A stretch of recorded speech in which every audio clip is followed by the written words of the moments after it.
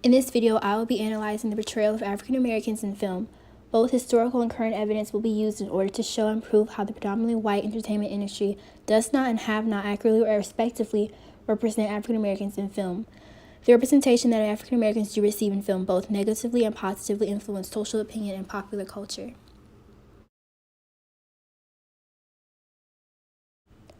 It's pretty obvious that Hollywood has never ever been too inclusive in its casting choices. Arthur Aguirre, in his book Framing Blackness, explains how white filmmakers use negative stereotypes to shape characters. The use of blackface in cinema is one of the most infamous staple pieces of racism. Professor David Leonard states that blackface is an assertion of power and control. It allows society to routinely and historically imagine African Americans as not fully human. Thomas Rice, known as the father of minstrelsy, created a black character with exaggerated moves and idiotic behavior based on his own observations of slaves. Slim Williams.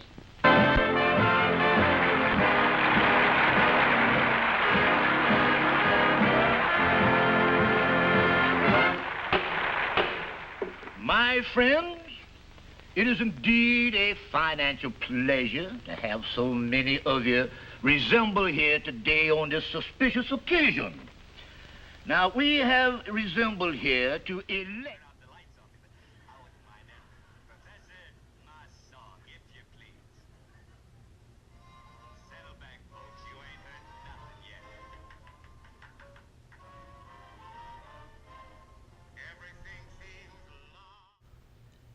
Al Jolson is also infamously known for his racist blackface performances.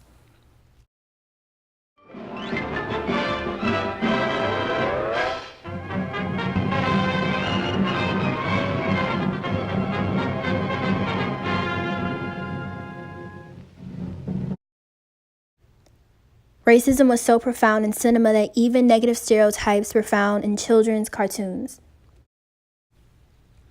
Lincoln Perry was Hollywood's first black movie star. He was particularly known for his role in Stepin Fetchit and The Chitlin Circuit. Of course, his role in any of these films were not positive by far.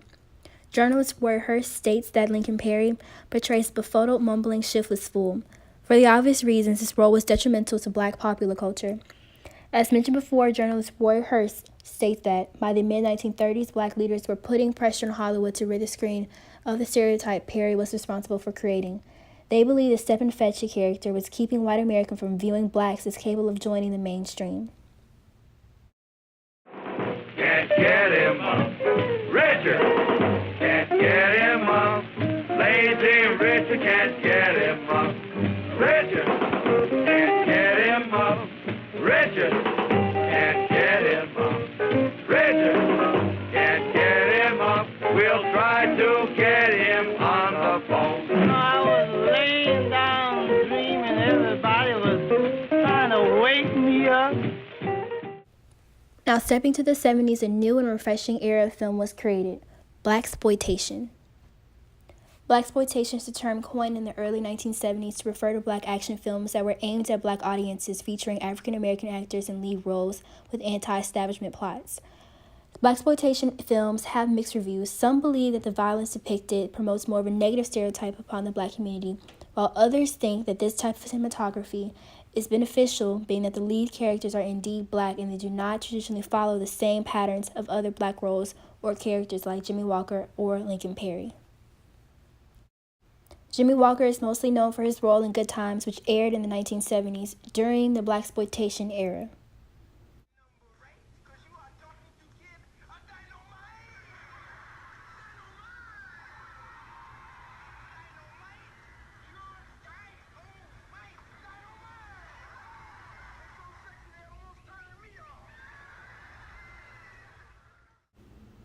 Some may say this character resembles Lincoln Perry's character in regards to the behavior displayed.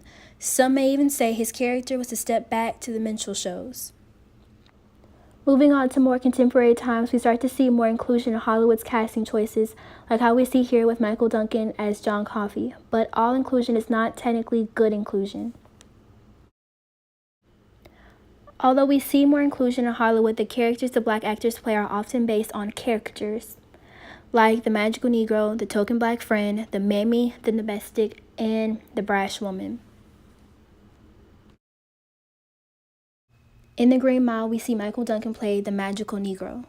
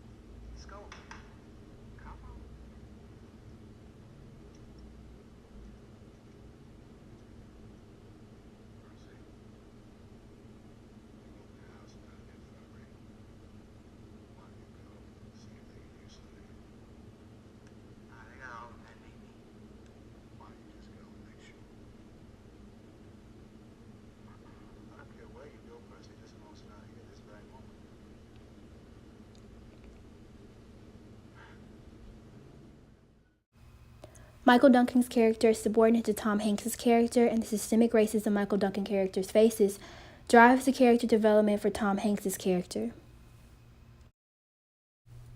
Tyler Perry is known for his comical take on the Black experience, but his depiction of Black women is not always positive.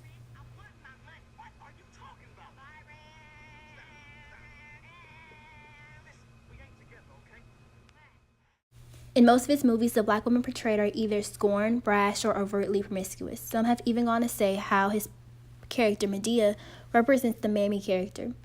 The depiction of Black women in the media and in film affect the modern-day view or perspective of Black women.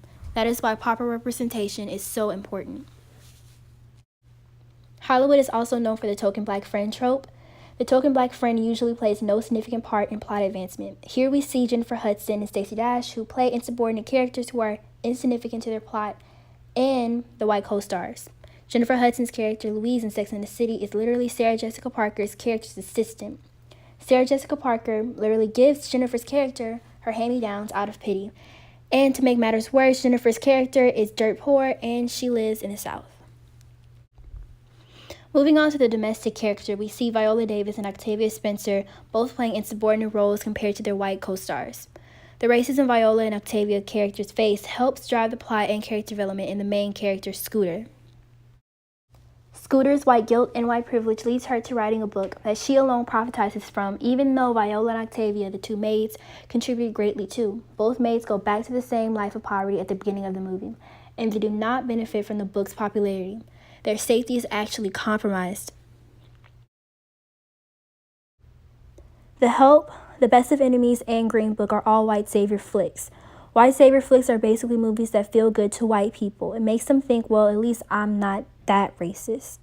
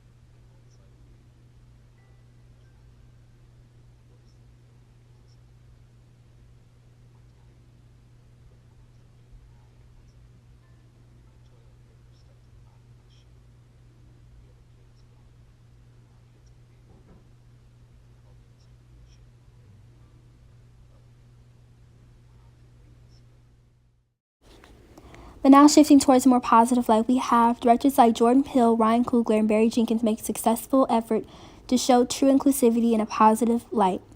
Because of Jordan Peele, we have black actors playing the lead roles in horror films, which is typically not the norm. In the movie Us, we see the traditional roles being broken. First of all, we have a black, dark-skinned woman playing a strong role in a male and white-dominated industry. This is the type of representation black women need in film, playing diverse roles in diverse genres, breaking the norm. Director Ryan Coogler does an excellent job at showing and depicting African culture in a positive light. There are very, very few movies that have black superheroes incorporated, so it's very refreshing to see black superheroes for the first time on screen. Point being, accurate representation on its own is very important. Hollywood has a long history of misrepresenting black men and women in film. That misrepresentation affects our daily lives as black people. Non-people of color look at these films that misrepresent us and create a knowledgeable and biased stereotypes based on what they see on films. The portrayal of black people in films feeds into the cycle of misrepresentation and later the popular culture. However, I believe the cycle of misrepresentation can end due to the new and upcoming directors like Jordan Peele, Ryan Coogler, and Ava DuVernay, who have all changed the black film industry.